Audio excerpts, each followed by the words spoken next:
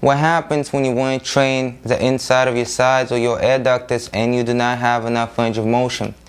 One is a common exercise to lie down on your back and straddle the legs and bring them back together. However, if you do not have a lot of range of motion and you get in something like maybe 90 degrees of movement or 100 degrees of movement, you're really not using gravity because most of the time your legs are over your body. So there are 4 exercises that you can use even if you do not have a large range of motion in your inner thighs to strengthen your inner thighs, and then work with that to increase the flexibility before you go to other exercises. Now, so I'm going to show you 4 exercises. They all look similar in terms of the hips. In terms of the knees, they're slightly different. Okay. First exercise is a wide squat. Okay. So what you do here is you bring your legs as wide as possible so that your knees would go over your leg. You squat down and you come back up. In a regular squat, you have to bend forward slightly from the hips. That's because otherwise the knees are going to go too much forward and your heels are going to lift. In a wide squat, you don't have to do that. You can keep your body completely vertical. Okay, just make sure that your knees go over the direction of your feet. You do not want your knees to go in. You do not want your knees to go out. Have one knee in, one knee out. You want the knee to go exactly in the direction of your toes. That's how you want them to go. If you feel like you're doing the squat and your knees are going in, that means that your legs are too wide and you need to bring your legs together. Okay, this is fine too. Okay, so the first exercise is the wide squat. It works a little bit of your hamstrings, it works your quadriceps, but it also works your inner thigh. Okay. Second exercise is a deadlift.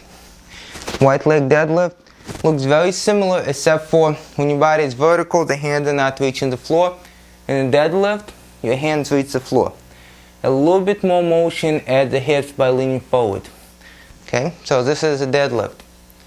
Legs are wide, coming down, coming up. Okay, 2 more exercises. On the next 2 exercises, the toes are forward. Okay, here we have the toes out to the side. If you're very flexible, maybe the toes completely out. But here we have the toes forward. So from here we're going to bend the knees just a little bit. Go forward as much as you can from the hip. And come back up. Okay, another angle. Forward, knees slightly bend. And up.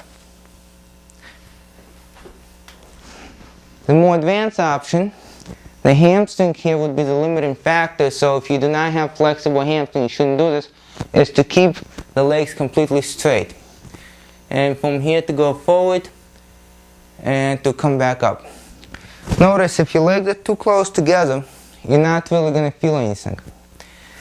Meaning that if your legs are close together, as opposed to legs being, let's say, this wide, here you would feel the inner thighs are holding you together, otherwise the legs would slide out to the side.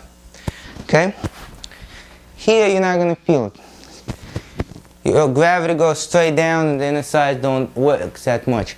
However, by going forward, although you're activating your whole posterior chain here, you will also be activating your inner thigh a little bit because your legs are wider. Just like any good forward bend, make sure you go from the hip, only from the hip. The second you feel like your back is beginning to bend, stop right there. That could be your range of motion. If you notice that you're doing this is all you have no hamstring flexibility, you have no inner thigh flexibility, this is all you can do. First master this movement. That's all it takes. First master that movement. Then begin to work on the flexibility by trying to lean forward as much as you can. Maybe place your hand in a chair or yoga block. Stay in this position, relax the hamstring. You're going to go forward a little bit more. Okay. At the same time, once you have mastered the basic movement, nothing hurts, you have good solid movement, you can use a dumbbell or a barbell to actually add more weight, more resistance. Okay? And then go from there. Notice, when your muscles are warm, they're going to let you stretch them a little bit more. So in conclusion, 4 exercises. The goal of all of them is to target the inner thigh, if you don't have a lot of flexibility in the inner side in terms of strength. Okay, we have squat, okay, wide squat, body vertical. Once the hands go to the floor, it becomes wide deadlift. Another angle,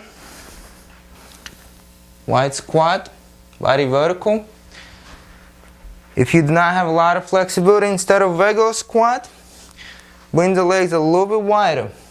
Okay, a little bit wider. You might have to go forward a little bit more than you would in a really wide squat, but that's fine as well. Okay, after that we have the deadlift. In the deadlift, once again, if this is your regular deadlift, you want to engage the inner side a little bit more, bring the legs a little bit wider. They don't have to be crazy wide, just a little bit wider, and you will engage the inner side more. And the last two exercises, we're going to bend forward with the knees slightly bent. Bending forward with the knees slightly bent. And bending forward with the knees completely straight. Once you have mastered some range of motion with the knees bent. Okay?